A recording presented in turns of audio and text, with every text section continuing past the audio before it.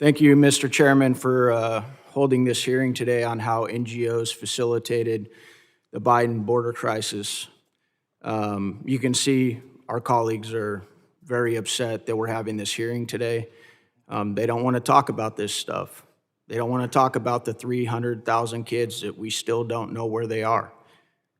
They're upset that President Trump got elected. They're upset that he's doing exactly what he said he was going to do, and we're backing him up here in Congress. This is what the American people voted for because they saw 4 years of the carnage that these open border policies plagued on the United States. And we're talking about the NGOs that they used as middlemen to carry out their operations, like the Catholic charities they used to facilitate, normalize, and accelerate illegal immigration into this country. Ms. Hopper, you've worked closely with trafficking victims and survivors. I'd like to explore the role that the NGOs have played in enabling the trafficking and exploitation of unaccompanied alien children. Under the last administration, what safeguards were put in place to protect vulnerable unaccompanied children? I previously discussed the post-placement welfare checks, which consisted of 2 phone calls. Again, if the sponsor didn't answer, the case was no longer followed up on. But there was also a notice of concern hotline where people could report concerns about the unaccompanied child's safety.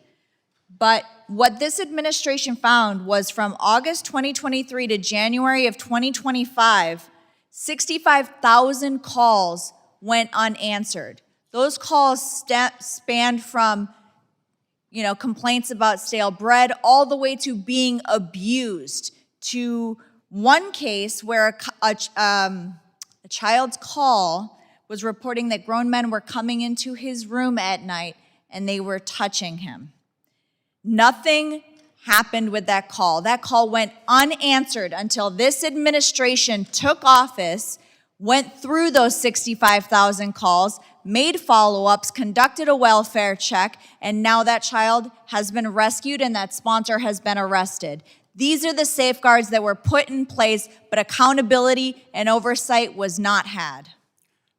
So you're telling this committee that the Biden administration, while they were letting all of these unaccompanied minors into the country, and as we've talked about today, they weren't keeping track of them, they issued these kids a hotline that they could call if they had trouble with the sponsor family that they were put with. And you're saying that 65,000 calls to this hotline designated to protect these kids went unanswered? Is that what you're telling this committee?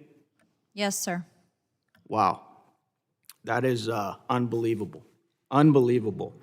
I believe you also said, Ms. Hopper, that according to your research, it was easier to adopt a pet or a dog than it was to get one of these children. Is that what you said? I said that it was easier to get a child, yes, than to adopt a dog. You actually had to provide more paperwork to adopt a pet from a pet shelter than you did to sponsor a child.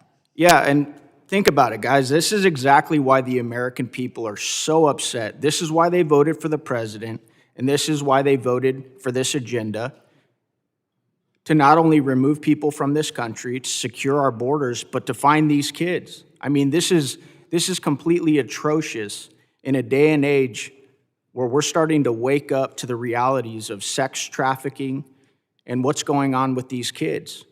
They let all these kids in. We still don't know where over 300,000 of these kids are.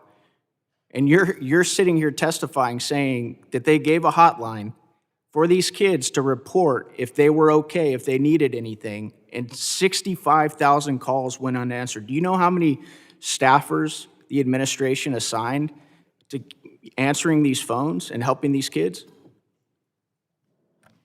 One staffer?